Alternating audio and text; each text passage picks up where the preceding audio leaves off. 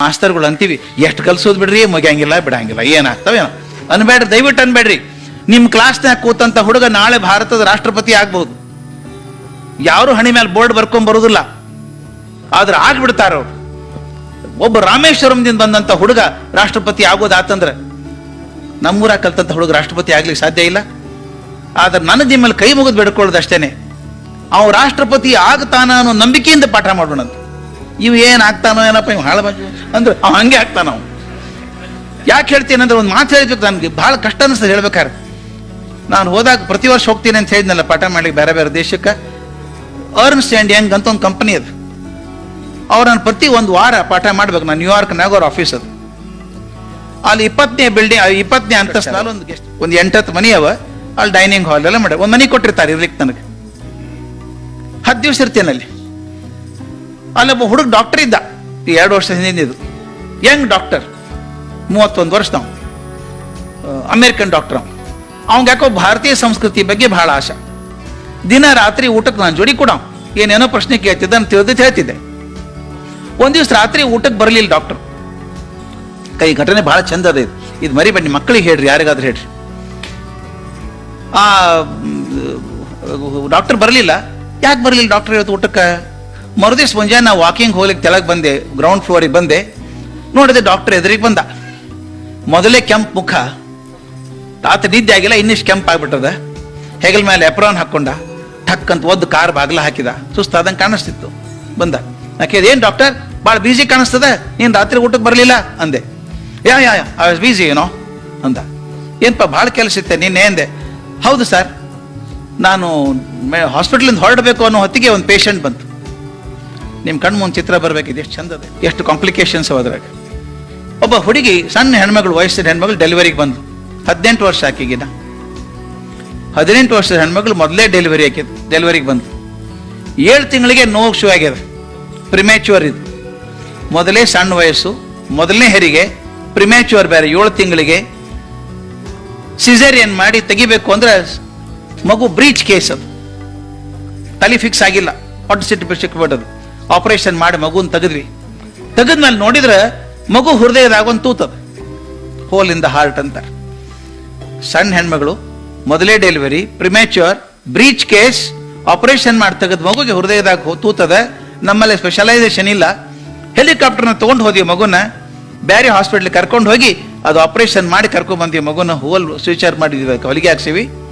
ನಾವು child and mother are safe, ಇಬ್ರು ಆರಾಮಿದ್ದಾರೆ, ಇನ್ಕ್ಯುಬೇಟರ್ನಾಗ ಇಟ್ಟಿವಿ ಮಗುನ ಅಂತ ಹೇಳಿ ನಕ್ಕ. ಏನ್ ಖುಷಿ ರೀ ಅವ್ನ ಮಾರಿ ಮೇಲೆ. ನಂದೆ, ಅಲ್ಲಪ್ಪ ಬಹಳ ತ್ರಾಸ್ ತಗೊಂಡೆ ಅಲ್ಲ ನೀನು ಅಂದೆ.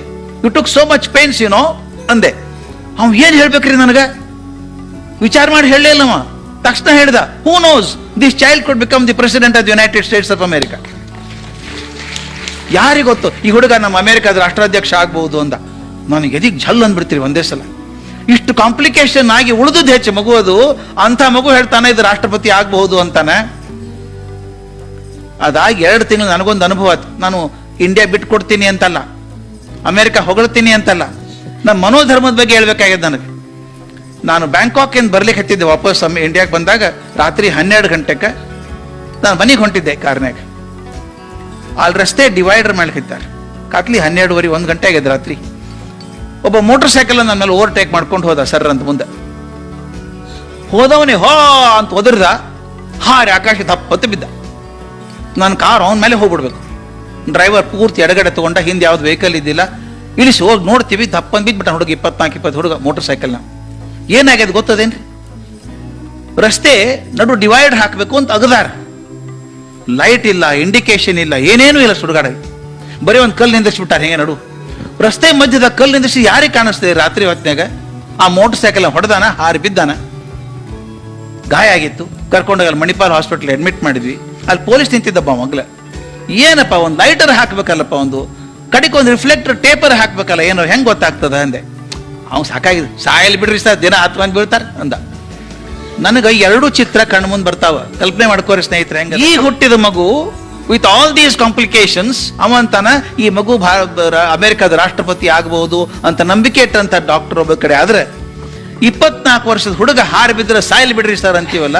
ಆ ಪೊಲೀಸ್ ಕೇಳಿದ, ನಿನ್ನ ಮಗ ಆಗಿದ್ರೆ ಏನ್ ಮಾಡ್ತಿದ್ದಿ ಅಂತ ಕೇಳಿದೆ. ಏನು ಹಣೆ ಬರೋದಂಗೆ ಆಗ್ತದೆ ಬಿಡ್ರಿ ಸರ್ ಅಂದ. ನೋಡ್ರಿ ಧೈರ್ಯ ಅದೊಂದು ಆಗ್ತದೆ. ನಾ ಯಾಕೆ ಈ ಮಾತನ್ನು ಹೇಳ್ತೀನಿ ಅಂದ್ರೆ, ನನ್ನ ಕ್ಲಾಸ್ನ್ಯಾಗ ಕೂತಂಥ ಮಗು ಇದು ರಾಷ್ಟ್ರಪತಿ ಆಗಬಹುದು ಅಂತ ನಂಬಿಕೆಯಿಂದ, ವಿಶ್ವಾಸದಿಂದ ಪ್ರೀತಿ ಪಾಠ ಮಾಡಿದೆ ಅಂದ್ರೆ ರಾಷ್ಟ್ರಪತಿ ಆಗೋ ಚಾನ್ಸ್ ಅದ, ಖಂಡಿತ ಚಾನ್ಸ್ ಅದ. ನಾನು ಬಹಳ ವರ್ಷ ಕಲಾಂ ಅವ್ರ ಜೋಡಿ ಬದುಕಿದವು, 15 ವರ್ಷ ಅವ್ರ ಜೋಡಿ ಇರುವಂಥ ಭಾಗ್ಯ ಇತ್ತು ನಂದು.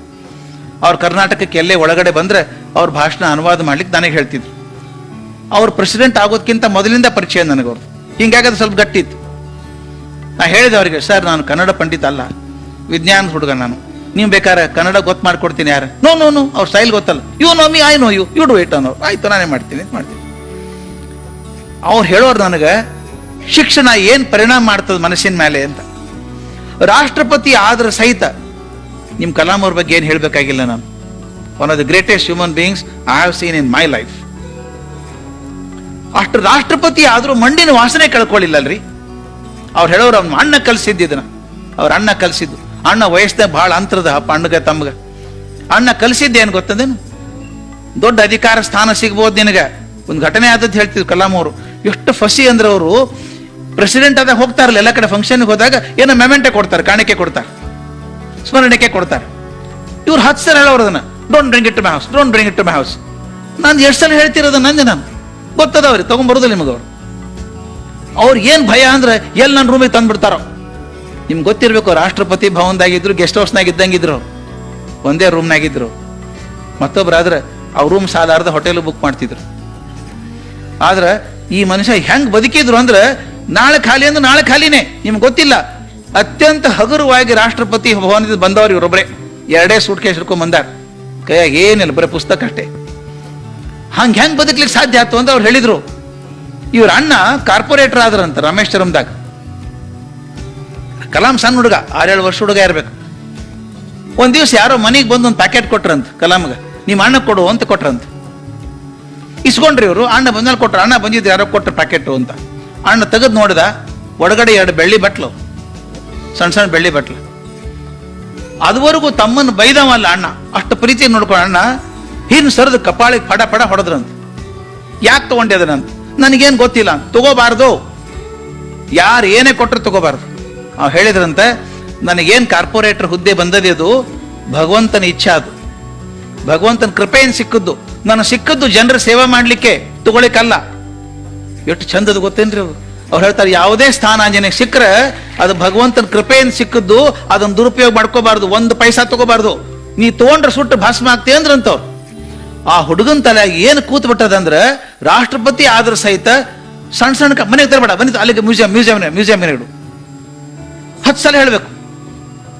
ಅವ್ರು ಹೇಳೋರು ಈ ಮೌಲ್ಯಗಳು ಹೆಂಗ್ ಬಂತು ಅಂದ್ರೆ, ಅಣ್ಣ ಹೇಳ್ತಿದ್ರಂತ, ಯಾರಿಗೋಸ್ಕರ ನೀ ಅಧಿಕಾರ ತಗೊಂಡಿಯೋ ಅವ್ರಿಗೋಸ್ಕರ ಕೆಲಸ ಮಾಡೋದು ನಿನ್ ಕರ್ತವ್ಯ. ಕಡೆವರೆಗೂ ಹಂಗೆ ಬದುಕಿದ್ರಲ್ರಿ ಕಲಾಂ ಅವರು.